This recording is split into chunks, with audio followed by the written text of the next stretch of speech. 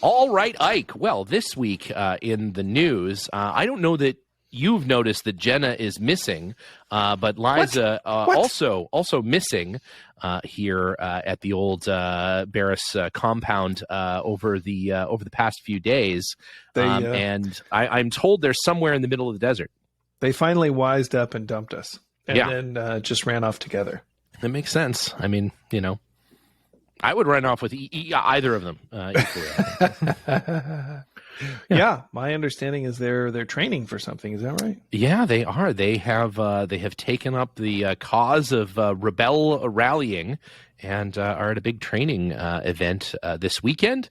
They took the NAS Defender and are out gallivanting about the desert. As I understand it, it's very sandy. Very, very sandy. So we're going to have them probably on the show the next couple of weeks to give us a recap of that and all the fun folks that they've met. And I hear they're in a group with 2 Rivians and a new Defender. So that I'm very interested to know how that's shaking down, how those other 3 vehicles compare with the classic Defender. One of these vehicles is not like the others. Yeah, it's. I feel bad. I feel bad for the girls having to stick it out in the non-satellite radio, non-5-zone climate control, non-air ride suspension, and everything else. They're just banging around in an old Land Rover oven. So yeah, I'm curious. I don't know how much mileage they're covering per day, but if they're driving around in the desert, where are they going to recharge those Rivians? Yeah, I don't know. I think they just start them at the top of a hill, and they just let them roll down in first gear or something, and it'll recharge them. Enough hills, I think you'll be fine. Regenerative braking. Yeah, exactly. You just all the way, or the Defender just tows them, I guess, until they're good. That's what they did for that Ewan McGregor thing. They did like a tow thing. And recharged the Rivians. I don't know. I think the Rivian's pretty cool. I'm a fan. My workshop mate here, the gentleman who occupies the front of my building, Mike, he's ordered one, and I of course have the F-150 Lightning on order. So I'm very interested to see which one of us does more damage in our flat out tug of war. Yeah. My brother has. I think he's getting delivery like any minute. Oh wow! It could be right now. Could be. No idea. He could already have it. I'm not sure. It sounds great. I can't wait to see the tug of war between his Rivian and your 80-inch. And see. One of the listeners of the show works for Rivian, Chris Graber. That's right. Yeah. And he's got kind of the inside track and has told us a little bit about what's going on over there, but it's pretty exciting. We'll have to have them on the show at some point because, again, equal opportunity when it comes to neat stuff. And currently Land Rover does not make an electric vehicle. He is a Land Rover enthusiast through and through. He's got 3 Series vehicles, 2 Series 1s and a Series 2A. Excellent. Well, there's the gentleman who runs Pro Italia, who owns Pro Italia here in Los Angeles. His son works for Rivian as well. So lots of good people at the old Rivian. So speaking of new vehicles, there, of course, is an all-new Range Rover Sport that is slowly being revealed out of its camouflage burqa and letting people see what exciting new curves or lack of body seams and door handles we have to look forward to in the new car. They're doing some showings here, I guess, in the next couple of weeks here in Los Angeles. I may have to go down and check it out if I can fit it into the schedule. It looks interesting. I mean, we've got a Range Rover Sport, and it's a great car. It's fun to drive around, and it's sporty and all that sort of business. But I'm not sure. I'm not going to do King of the Hammers in it necessarily, but maybe I will. I don't know. We'll see. Give it a few years. You were gonna, but why? At this point, so many choices. I could totally do it if I wanted. Totally, just rock. There's no problem. I know a guy who has a Range Rover Sport who probably would attempt it. He's recently changed over to a Defender, and almost every time I see him, he has some new sort of insane body damage that looks like, Freddy Krueger tried to open his passenger side door or something. And so, hey, if you feel like using it in that way, you paid for it. You do whatever you want. unless it's a lease, in which case it may be slightly hard to explain when you bring it back. But whatever, who cares? I've got a Series 2A project in the that's coming up in the workshop that it's got some pretty significant body damage. Yeah, pretty significant. Yeah, it's really cool because it's original paint, but it had a hard life on a ranch, and then a barn fell out it, and then it had another hard life on a ranch. Yeah, well, you'll have that. So speaking of which, what's going on at Her Majesty's Pangolin 4x4 these days? It's been a couple weeks since we had an opportunity to update. Yeah, that's true. Yeah, we got several customer cars sort of squared away. So we have a gentleman who's driving his Series 2A that has a 2.8 TGV conversion, turbo diesel with a 5-speed. It needed a little bit of service work and a reinstallation of the front disc brakes. And so that is done. And he should be doing final preparations on his vehicle so he can drive it to Alaska here in the next week, I think. Oh, sweet. And then speaking of trips in series Land Rovers, we got Bill Cooper is our customer out there who's doing the Barbara Toy tribute tour. Yeah. So he's out there. We sent him some parts for that. He's on his way. I think he's got about 1,200 miles under his belt. And our friends over at the old Center Steer podcast did an episode with Bill last episode maybe, or the episode before, and he explains the whole thing in great detail and points out the irony of a gentleman doing a tribute to a woman driver without any women involved in it, but I believe his wife is actually doing part of it with him in her. I want to say she has a Disco 3 or Disco 4 maybe. That's accompanying them. But yeah, I've seen Bill's shots from all across the country doing the tribute rally or whatever, and they're going to end up with you at some point. What's the ETA of Bill getting to your place? I am not 100% sure on that. I need to triangulate their current position along with their estimated speed and determine when they're going to show up. Yeah, do some math. I think that is the plan. Get the graphing calculator out. It's funny because Scott Preston in his Range Rover Classic, he's headed this way as well. He won't make it as far as either of us, I don't believe. That's not their plan. I think they're going a little higher. Maybe they're going to go between us. I'm not sure. But they're making progress and get updates from them as well. So, man, it's the spring of driving your old ass Land Rovers across the country. So yeah, well, that's going on, and then we've got a patina refurbishment of a 5788, a factory red car. Nice. And just doing some finishing touches on that. The drivetrain's all done. It's running and driving nice. Just some of those accoutrements, various things that are missing, finishes, correcting some of that stuff. So that'll be a really nice truck. That's going to do new recovered seats with your special red material? The seats have been such a saga. We hired a vinyl mill to make us new material for those seats, and they've made us, I think, 3 different rolls of material, and none of them are just quite right. So we're trying to get that dialed in, but I think we have a plan. We have a plan. So we'll have to post pictures of that interior when it's done. That car, really, when it's done, it's a really neat one. That thing's really cool truck. Then we've got a customer from Spain that's got an 88 with us, and they're doing some accessories, steps and mud flaps and heaters and various things, and that's wrapping up, getting ready to send that thing back to Spain. Excited to see that thing out there in the world.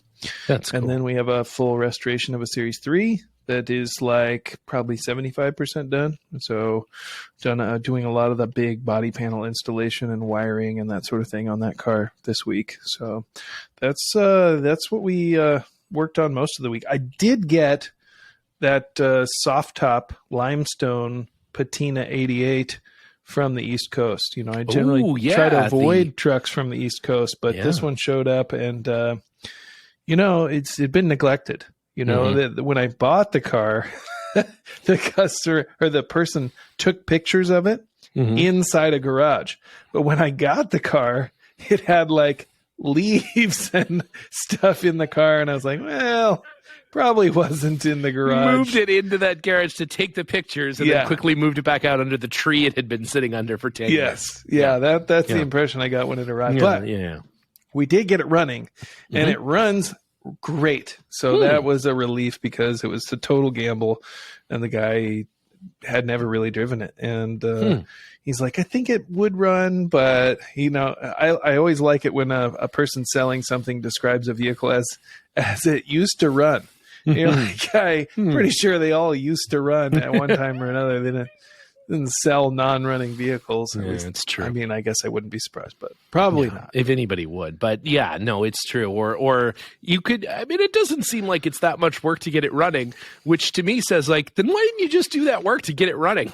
I mean, it's not that much work. He said he paid a mechanic on the East Coast many thousands of dollars to replace the brakes and the fuel system and the steering. And the steering was very loose, and it had no brakes. So what do you do? Mission accomplished. Then there was fuel just ran straight out of it. At first, when I noticed those things weren't quite done, I was like, oh, that guy, that mechanic or whatever, ripped that guy off. And then I was like, I'm pretty sure he built that into the cost of the car, and wait a second. Who is getting ripped off here exactly? It was me. It was me. Yeah. Well, that's too bad. Oh well, at least it runs and it's there. It runs good. It runs good. We put some new XDLs on it and put a soft top on it because it's still springtime in Oregon, so it's still raining.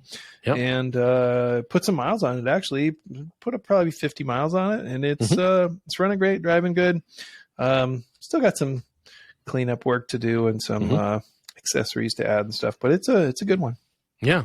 The pangolin practice of just, get Linus to drive it around the lake a few times, and if he comes back, then it's good to sell. Otherwise, somebody's got to get Linus out of the lake. Linus likes the lake. Tested method. Linus likes the lake. He just wades down in there and kind of settles down into the muck and puts his nose above the water, and then he's happy for a few days. He's much like a savannah crocodile, just lying in wait. You just occasionally see a couple of curls pop out of the water every now and then a seagull or something goes under. Well, speaking of Linus, this is our 1-year anniversary show. Can't believe it. And you wanted to talk about your favorite memory from the inaugural year of the Underpowered Hour. The inaugural year, yeah. First, maybe last. Who is to know? Still too early in the game. But who would have thought a year ago, mid-pandemic, everything else, that we would still be at this every week with very limited exception and interruption for an entire year, and that anyone still listens to it. Amazing. It is incredible. And then in fact that listenership has in fact increased over the course of that year. Sucker born every minute. I know, right? It's amazing that people can't figure out how to turn this thing off once it starts streaming. I believe that's the case, and so now you're stuck with it. But yeah, over the course of the last year, as I was thinking the other night, what was my favorite moment of the world of the Underpowered Hour over the past year? And I have to say there's probably 5 or 6, but my all-time favorite moment, both captured on the show and maybe in real life, was trying to get Linus's car out of the back of that goddamn U-Haul. That, of course, is from our famous Summer Breakdown episodes where, for those of you who haven't listened, Ike and Linus decided to take a 100-year-old car and an 80-year-old motorcycle and drive them back to Oregon with varying success. But first, they decided to shove Linus's 100-year-old car in a U-Haul that was about 3 feet too short for it, and then drive it down here. And I don't mean a U-Haul trailer. I mean a U-Haul box truck. My favorite part of that experience was when it could, the car got halfway out and got stuck. Yeah. And then the ramp started collapsing. That was good. But I wish I had, I was recording it up into the point where we started to hear the ramps kind of buckling and then stopped recording in order to, I don't exactly know what we thought we would do, but both Ike and I ran over there to try to help. I mean, obviously the car weighs, hundreds, if not 1,000 pounds. And, Linus is halfway. I don't know what we thought we could do, but, we went over there and sort of pushed it back in. And I still have those ramps. They're a collector's item. They're downstairs. That's, again, a piece of You didn't take them back to Harbor Freight. No, I didn't know. I'm going to lend them to someone. Yeah. They were in a lucite box. Yeah, underpowered hour ramps. Yeah, they are. They're going to be. They're part of the Smithsonian's. We'll take them to the Peterson, the permanent automotive collection at the Peterson. These are the actual ramps that Linus destroyed with his super old car. And then, of course, we just slammed that truck into a muddy hill until we made our own ramp, and that worked. Actually, that worked the business. That was pretty easy, actually. Yeah, I mean, really, there's really nothing more frustrating than it getting halfway out and getting stuck, right? Yeah. So, yep. What are you going to do? Push it back in and try again. And then try again. That's coincidentally, that's what you do. But what about you, Ike? Over the past year, what was your favorite moment or episode or person? My favorite episode is definitely it's a two-parter too. The summer breakdown, where I almost died several times, which I think is the reason why it's so popular. It's a popular episode because people just love to see me fall down. It's for the same reason fail videos are so popular on the internet. Yeah. And, of course, MMA fighting is popular. I think it's just people, people like to see suffering, and no suffering sweeter than yours, my friend. You can say that again. Yeah. You can say that again. Well, I think we have some to celebrate our 1-year anniversary of the show. We have some new items in the shop. Is that right? We do. We have, and I am so happy that we can finally announce that we have spent a little while now working with our good friend, Daniel Tomlinson, from the art house that is Retro 80, Land Rover art specialist. And Dan's been on the show and is a good friend of the show.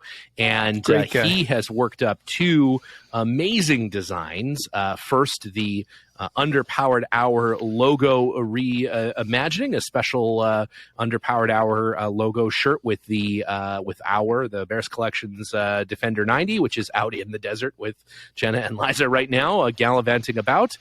So the Rally Defender 90 on that shirt, and then another shirt with Ike's very famous yellow Series 1 seen from the back, all loaded up with gear and ready for adventure. Now, those designs are available in a few different flavors. We have stickers of varying sizes, and we have new T-shirts, as we have been prodded by a couple of folks to please add some new T-shirts to the store. So in addition to the Underpowered Hour logo T-shirt, which is very popular, you'll be able to get those new T-shirts and new stickers, and they are available starting right now. In fact, you can go to the store right now and you find them at the underpoweredhour.com, or rather at underpoweredhour.com. You can get them and you can buy them, and then we'll ship them to you. Now, for those of you in the United Kingdom, we are going to send a package of this stuff to Daniel at Retro 80. He has offered to do some sales of this stuff through his store in the UK so that you guys don't have to pay the exorbitant shipping that it takes us to get it to you from here. So we're going to send some stuff to Dan, and Dan is going to sell it for us there. So look forward to that, and we'll make an announcement when that is closer. And look at the old Instagram here today and over the rest of the week, and we'll be posting shots of the new apparel and new stickers. The girls have some shirts with them out in the desert. Ike has shirts up there at Pangolin, and we have shirts down here. So we'll make sure that we adorn everyone and get lots of photos. Yeah, now that I have these in hand, they're really incredible. Daniel did an incredible job on the design of these images. The stickers and the shirts are just super impressive, and I think you guys are really going to like them. The stickers are awesome. They're like a matte finish, clear backing, and really cool design on the Series 1, in the camping sort of pose with all the gear in the back. Man, it's super cool. And then the, profile picture of the Defender on the shirts and decals, really, really cool. But if you like Daniel's stuff, and everyone does, I've never met anybody that doesn't like his stuff, you're definitely going to want one or more of these items because they're really super cool. Yeah, they are. And and nice soft T-shirts, which goes against our normal T-shirt, which is made of coarse knit burlap. So these are a nice tri-blend. So sorry, good Steven, for working out. That's my underpants, really. Oh, that's right. Well, we have special gear oil repellent. Now, I was joking with Liza. I'm like, we should get underwear because we ask everybody about would people buy Underpowered Hour underwear? So if you will buy Underpowered Hour underwear, will you please let us know? Comment on Instagram, Facebook, or wherever, because if you desire it, we will make it. If there are any products that you're interested in having an Underpowered Hour logo on, please let us know. And if you have an Underpowered Hour logo on any apparel and you would like it removed, we're still working on service to do that as well. So you have both the logo with our name apparel and the stealth, as we're calling it, the stealth Underpowered Hour T-shirt with just the yellow Land Rover Series 1 on it, and you can have either. So the sky is the limit here. The choice is yours. Of course, we also have everything else. We've always had all of our different stickers, although we are nearly out of the original set of special edition stickers, but there's still one or two left. The notebook that literally no one has ever bought, a set of coasters that no one has ever bought, and some of those things. So I'm going to keep them up there because I got them, and so we'll just have them until we don't have them. And Ike, there is one other thing. You have a package with you right now that is marked "Do Not Open" until we're recording. It says it right there. So if you want to head over to our YouTube channel, you can actually watch the live opening of this package. So I could go ahead and open the package, which is it's packaged in an Underpowered Hour Mylar bag, which is how you will receive T-shirts and things like that from us if you happen to order them. So yeah.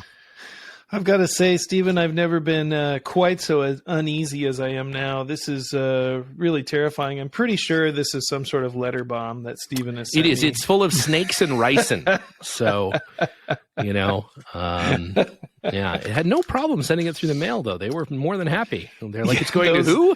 No problem. Those beagles they use for searching that stuff out are on break. Well, Yeah. I'm gonna open up this package and we're gonna see how badly I've been punked here. Yeah, this is good because this is a nothing makes more compelling podcasting than doing something that no one can actually see, but you just hear weird rustling.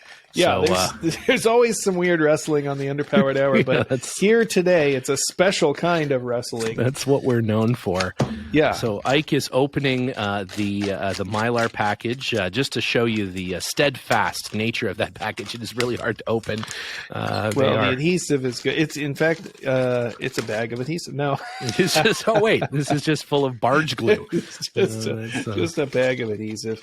So it feels like there's a couple items in here. There is a few items in there. Yeah, you can pull out the big square one if it's even possible. It's like wedged in there. In there. This might be a extra long episode. This is a two-part episode as Ike tries to take the thing out of the bag. It's a giant baseball card in a loose. It is compelling podcasting that we're doing. Got the edge of it. I got the edge of it. It is a big lucite thing.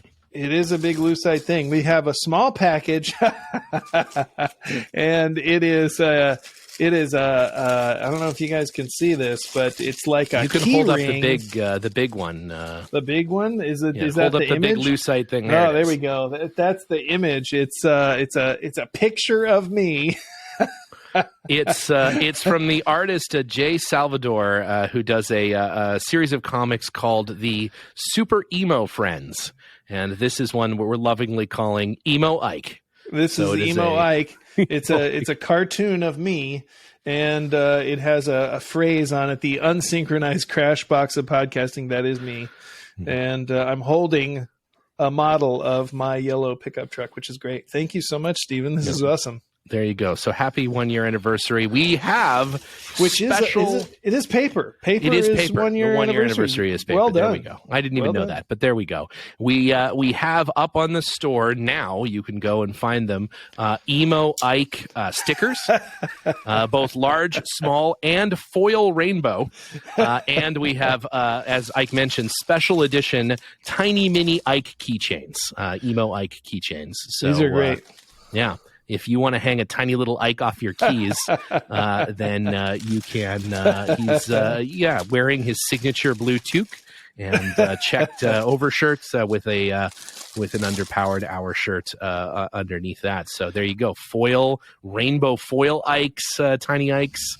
I've had these for a couple of weeks now as I've been gathering all of the right materials together as they came in at different times. So we have tiny little Ikes all over the house. Cooper has taken to sticking tiny Ikes to everything. So Can't think of anything worse. Yeah, no, it is terrible. It's terrifying. It is terrifying. Everything I It's open like that a book scene from Evil Dead where there's all the tiny ashes running around. Exactly like that. Every day. Every day here is just one tiny Ike after another. Well, so I love it. Thank you so much. That's so thoughtful of you. Well, there you go. And so, yeah, you could get new Daniel Tomlinson Retro 80 shirts and stickers, new Jay Salvador Tiny Ike sticker or key rings, of course, all of our classic products, and this week only, to celebrate the 1 year anniversary, if you use discount code, the word year followed by the number 1, that's year 1, the word year followed by the number 1, you'll get 10% off everything on the store. So there you go. It almost makes shipping to the UK affordable. Almost. I love it. I love it. So many good things happening here on the Underpowered Hour. And speaking of another wonderful thing that's happening, we have done a little partnership with Chapman Tools. Oh, we sure have. So we are coming up next episode. We're going to have a full review of one of Ike and I's favorite amazing little screwdriver tool ratcheting bit set things. We've done a very, very special collaboration with our good friends at Chapman Tools, and we'll be talking about that all next episode. And they have some very exciting stuff coming up for followers and friends of the Underpowered Hour. And so that's the first collaboration that we've done with a tool or equipment partner. We're planning on doing a few more of those over the course of this year, but Chapman has been absolutely awesome to work with up to this point. So as Daniel and everyone else that we've done collaboration work with so far. But this is the first sort of Underpowered Hour branded product, such as it is. I love it. And, Chapman makes some really cool stuff and stuff which I use on a regular basis. I just used my Chapman screwdriver today to get to this unstick a very stuck screw. So I'm fully on board with the Chapman Tools. Yeah, so we'll have that next episode. We've got some great stuff coming up again with some other partners as well. So our friends at Masterpole, for instance, sent a kinetic recovery rope out for Liza and Jenna to play around with in the desert. So I'm sure they're yanking people around with that rope as we speak. No doubt. Certainly hope so. The folks at Masterpole have been great as well. So so we have a great set of stuff up there, great stuff coming, and thanks everybody for sticking with us for a full year. I'm interested to know how many people that started the year with us are still with us now, or have we completely transfused that group? 0%. You get like maybe 1-2 episodes in, and then we're out of it. We would have we'd have Joe Rogan numbers if people would stick around for more than 2 episodes, but it's simply not possible. I think the trick is we really need to espouse more crazy conspiracy theories. Yeah. I think just make up fact. We're doing our own research. I will give you that. So aliens, man. We got aliens. We've got conspiracy. Vaccination. Chimps are so strong. Ike is gonna arm wrestle a chimp at some point here happen in the near future. So yeah, we're trying to trend more in the Joe Rogan sort of line. So it's I don't think it's a good idea. Yeah, I don't know. I mean, the numbers certainly would disagree with you, but yeah. At any rate, so Ike, to round off today's episode, we have one of I would say one of the more favorited segments that we do, Land Rovers in the movies. So today, Ike, what is today's Land Rovers in the movies film? Today's film is Reign of Fire. And this movie came out, I want to say early 2000s, something like that. I don't know the exact date, but Reign of Fire came out in early 2000s, set in England. And it envisions a post-apocalyptic world where dragons have been awakened and basically take over the world. There's dragons everywhere. They're burning everything. And there are various outposts of people who are still alive, gardening and apparently driving Land Rovers. Christian Bale is the leader of the resistance, and everybody drives a Land Rover in the film. And so they're running away from dragons and chasing dragons and killing dragons and Land Rovers. Getting burned up, and I guess what you do in post-apocalyptic dragon world, that's what you do. Yeah, I mean, I would imagine primarily. It's interesting that I didn't know that Christian Bale and Matthew McConaughey could be in the same movie without the universe folding in on itself, because I think there's a certain amount of people who confuse those two actors for each other. And also, McConaughey doing anything but slowly, whatever, rolling a booger or whatever in the front seat of Lincoln is hard to imagine. The kind of action that you would get in Reign of Fire. I remember the dragons looking pretty shitty in that film, if I'm not mistaken. I don't know. I think it holds up. I like it. Yeah. It's entertaining. I mean, it's what you'd expect from special effects from that era, but it's a fun movie. And Gerard Butler is also in that film, so you get the trifecta of action heroes in that movie. What about Gerard Depardieu? I think he failed the physical for the film. Yeah, right. Which was just showing up to the audition. Yeah. Not drunk. Yes. Yeah.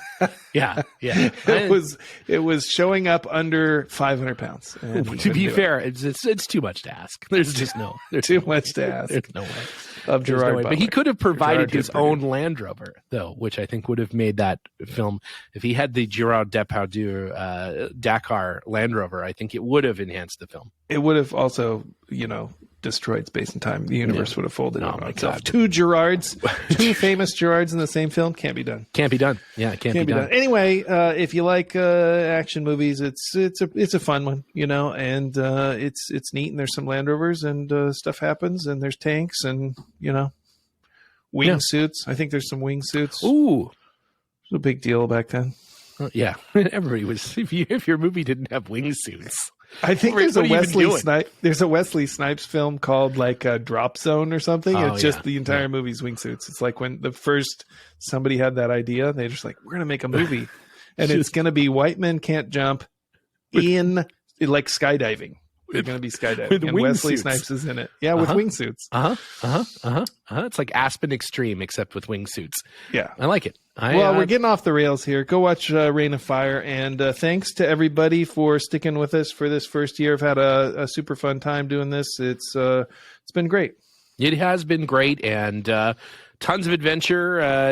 We've been to England and back. You've almost died, God, countless times at this point. We've made new friends. We've lost others. Most people.